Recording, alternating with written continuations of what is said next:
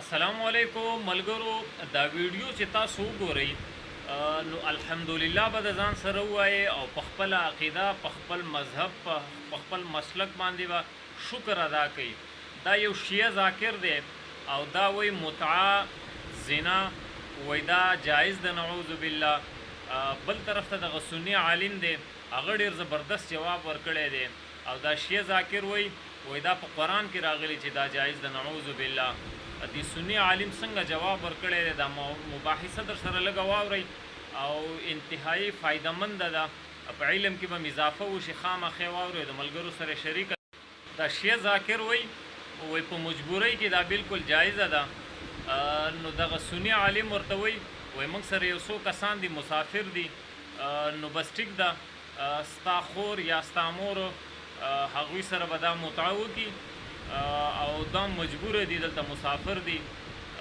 نو ګورئ دا شیعه ته تاسو ګورئ بیا حیران شوی دی. سني عالم ورته وایي ته خو دا په قرآن کې راغلی دي نو راځه که نه د قرآن په دې آیت باندې عمل وکړو ثواب به درته میلاو شي. خامخا واورئ او دا چینل در سره سبسکرایب کړئ او ویډیو در سره خامخا لایک کړئ. راځئ ملګرو دې ویډیو طرف ته ځو. صيغه دې کړي که دې نه ده کړې؟ نه صيغه څه ته وایي؟ زنا دې کړي که دې نه ده کړې؟ زنا ولا تقربوا الزنا الزانية بفاحشة. امام صادق علیه السلام دې تاسو په کتابو کې وایي که چا صيغه ونه کړله صيغه متعه خو به پیژني متعه قرآن مجید کې ذکر دی. الله په کوم ځای کې ذکر د متعه؟ د خدای مسلمانه پنځمې سپارې کې تاسو آیات وکړه. امام علي عليه السلام دا آیات نه پیژندل، امام صادق عليه السلام دا آیات نه پیژندل. امام صادق وایي لا تفعلوا عند يوم زمانه کې واحد دا متعه کړې ده، متعه دې کړې ده. یو منټ صبر وکړه ما وربندوي مولانا عبدالحق صاحب صبر وکړي. تا متعه کړې ده؟ ما متعه نه ده کړې که دا متعه خو نه وایي دا زنا به نه وایي. ولدې نه ده کړې. ولد ته وایي چې په قرآن کې ستا ولدې نه ده کړې. کومه چې ماته کله ضرورت پېښ شي چې زه اوس پردي ملک کې ځم چې ورکوم ښځې دې کړې ده، خور ولور ښځې دې کړې ده. استغفر الله ربي دا ضرورت په وخت باندې کېږي. وایي د قرآن کې راغلي ده واستغفر الله ربي بیا استغفر الله پسې وایي.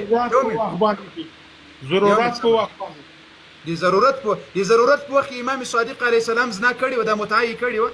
ته چې په کوم ملک ته لاړ شې ته کوم ملک ته لاړ شې زنا ته د زړه چې ښځې ته نعوذ بالله هغه ته د زړه ته څه کوي؟ صبر وکړه. امام صادق علیه السلام وایي لا تفعلوها عندنا الا الفواجر.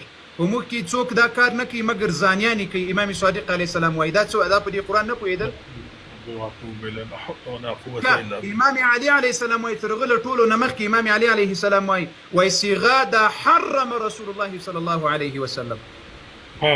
ته په خپلو کتابونو کې د نبي علیه الصلاة والسلام د متعه هغه په دې آیات نو خبر تور باندې خبر یې قاری صاحب منځ وخت موږ وکړو بس دا سړی وسره سبا ته بیا قاری صاحب وکړه یوم صبر وکړه. ګوره ته وایې یا الله په قرآن دې درواغ ویل چې په متعه په قرآن کې ده. دلته اوس په دې دونه ځوانانو کې یو کس درته وایي چې ما ته ضرورت درځم دي تا له مور او له خور او له ښځې سره زه صیغه کوم ضرورت مې ده، آیا اجازت ورکوې؟ خبر ته وګورئ چې په وخت ضرورت وخت کې څه کله دا مولانا عبدالحق ضرورت لري، دغه پاس عبدالکریم ضرورت لري، دا زلمی احمد زی ضرورت لري. هغه وایي وزیر تعالی لور له خور سره صیغه کوم اجازت ورکوې؟ دا تاسو په نکمه افغانستان کې لکه خدي دي کډیا زنا ته تاسو په افغانستان کې خو څوک نه کوي. الحمدلله په افغانستان کې خو صیغه او زنا څوک نه کوي. ته وایې چې صیغه سته په قرآن کې سته. دا دلته مسافر ورونه دي ډېر مسافر دي هغوی غواړي ضرورت یې د صیغه وکړي له خوره سره دي یا له لوره سره کوي لري یا له تروره سره دي زنانه چې په کور کې څوک وي.